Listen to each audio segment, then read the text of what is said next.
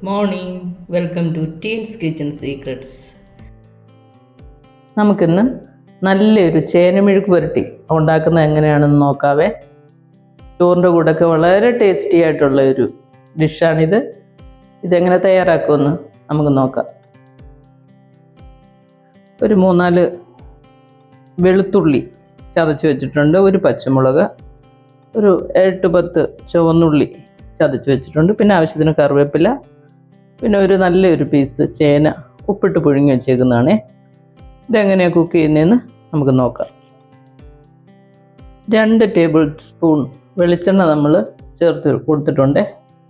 നന്നായിട്ട് ചൂടായി വരുമ്പോൾ ഒരു 1/2 ടീസ്പൂൺ കടുക് അങ്ങോട്ട് ഇട്ട് കൊടുക്കാവേ. കടുക് പൊട്ടി കഴിയുമ്പോൾ ഈ വെളുത്തുള്ളി, കൂർക്ക ചേന ഒക്കെ ഉണ്ടാക്കുമ്പോൾ, നമ്മൾ മെഴുക്ക് പുരട്ടി ഉണ്ടാക്കുമ്പോൾ പൊട്ടറ്റോ അങ്ങനെയുള്ള സാധനങ്ങളൊക്കെ മെഴുക്ക് പുരട്ടുമ്പോൾ നമ്മൾ 2-3-4 വെളുത്തുള്ളിയും കൂടെ ചേർത്ത് കൊടുത്താൽ നല്ലതായിരിക്കും. ചേന നമ്മൾ ഉപ്പിട്ട് വേവിച്ച് വെച്ചേക്കുകയാണ് കേട്ടോ. പിന്നെ അതൊന്ന് വഴറ്റിയെടുക്കേണ്ട ആവശ്യമുള്ളൂ. കറിവേപ്പില ചേർത്ത് കൊടുത്തിട്ടുണ്ട്. ഇനി ഇത് നന്നായിട്ടൊന്ന് വഴന്ന് വരണം. ഇതിനൊരു സ്വല്പം ഉപ്പിട്ടേക്കണം, ഈ ഉള്ളിക്ക് വേണ്ടിയുള്ളത്. മറ്റേ നമ്മൾ ചേന നമ്മൾ ഉപ്പിട്ട് വേവിച്ച് വരുന്നുണ്ട്, അതിന് കുഴപ്പമില്ല. ഇതൊരു സ്വല്പം ഉപ്പിട്ട് കൊടുക്കണം, ഒരു സ്വല്പം തരി മതി. അങ്ങനെ ഇതിന് കണക്കൊന്നുമില്ല, ഒരു തരി ഉപ്പ് ആ ഉള്ളിക്കൊന്ന് പിടിക്കാൻ വേണ്ടി മാത്രം. ഇനി ഇതിലേക്കൊരു 1/4 ടീസ്പൂൺ മഞ്ഞൾപ്പൊടി ആദ്യം ഒന്ന് മൂത്ത് വരണേ. മഞ്ഞൾപ്പൊടിക്കാണ് ഏറ്റവും വലിയ ആ ഒരു കുത്തൽ പോലത്തെ ഒരു ടേസ്റ്റ് വരുന്നത്. അതുകൊണ്ട് മഞ്ഞൾപ്പൊടി ഒട്ടും കൂടാനും പാടില്ല, കുറച്ചേ ഇടാവും.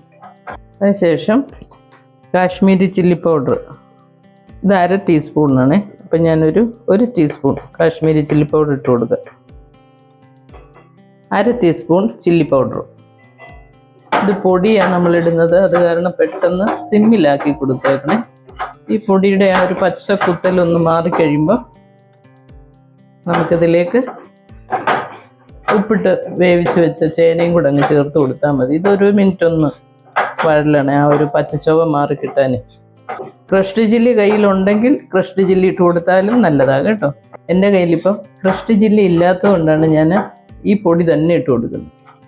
ഇനി നമുക്ക് ചേന,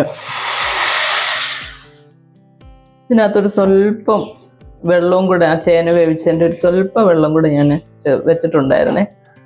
അന്നേരം ഈ മസാലയൊക്കെ ആ ചേനയിലോട്ട് പിടിക്കാൻ ഒരു 2 മിനിറ്റ് ഇങ്ങനെ ഒന്ന് കുക്കാകുന്നത് നല്ലത്. അതുകൊണ്ടാണ് ഒരു സ്വല്പം വെള്ളവും കൂടെ ഞാൻ അതിനകത്ത് വെച്ചേക്കുന്നത്. ചേന മെഴുക്ക് പുരട്ടിയൊക്കെ എല്ലാവരും, ഏത് ഈ പത്തിയൊക്കെ ഉള്ള ആൾക്കാരുണ്ടല്ലോ, ഡെലിവറിയൊക്കെ കഴിയുമ്പോൾ ഈ കഷായവും ലേഹ്യമൊക്കെ കഴിക്കുമ്പോൾ ആ സമയത്തൊക്കെ എപ്പോഴും കഴിക്കാൻ പറ്റിയൊരു മെഴുക്ക് പുരട്ടിയാണ് ചേന മെഴുക്ക് പുരട്ടി. അതിൻ്റെ കൂടെ മോര് കാച്ചിയതും ചേന മെഴുക്ക് പുരട്ടിയൊക്കെ കൂട്ടിയാണ് മിക്കവാറും ഡെലിവറി കഴിഞ്ഞ് നിൽക്കുന്ന ആൾക്കാരൊക്കെ ഇത് കഴിക്കുന്നത്. കാരണം ആ സമയത്ത് ഓരോ കഷായം കുടിക്കുന്നതുകൊണ്ടും ലേഹ്യം കഴിക്കുന്നതുകൊണ്ടും ഒക്കെ പഥ്യങ്ങൾ കാണും. മീനോ ഇറച്ചിയൊന്നും ആ സമയത്ത് കഴിക്കാൻ പാടില്ലല്ലോ, അങ്ങനെയുള്ള സാധനങ്ങൾ കഴിക്കുമ്പോഴേ. അപ്പം അതിനൊക്കെ ചേരുന്ന ആ സമയത്ത് പോലും നമുക്ക് ചേർന്ന് പോകുന്ന ഒരു മെഴുക്ക് പുരട്ടിയായത് കേട്ടോ. ചേന മെഴുക്ക് പുരട്ടി, മോര് കാച്ചിയതൊക്കെ തന്നാണ് അമ്മച്ചിമാരെന്നൊക്കെ അങ്ങനെയുള്ള കറികളാണ് നമുക്ക് തരുന്നത്. അപ്പോൾ ഇതെല്ലാവരും ഒന്ന് ട്രൈ ചെയ്യുക. എഴുത്തിന് വളരെ നല്ലൊരു കറിയാണ്. ഇനി ഇങ്ങനെ ഒന്ന് വഴറ്റിയെടുത്താൽ മതി. അതിൻ്റെ വെള്ളമെല്ലാം വറ്റി, ഇനി ഒന്ന് വഴറ്റിയെടുക്കേണ്ട കാര്യമേ ഉള്ളൂ.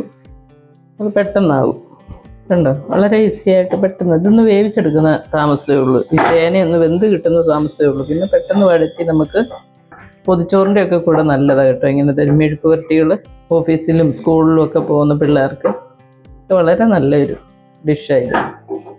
ഒരു സ്വല്പ വെളിച്ചെണ്ണയും കൂടെ ചേർത്ത് കൊടുക്കുക. അവസാനത്തെ ആ ഒരു ഗ്ലേസിങ് കിട്ടാൻ വേണ്ടിയ ഒരു സ്വല്പം, 1 ടീസ്പൂൺ മതി.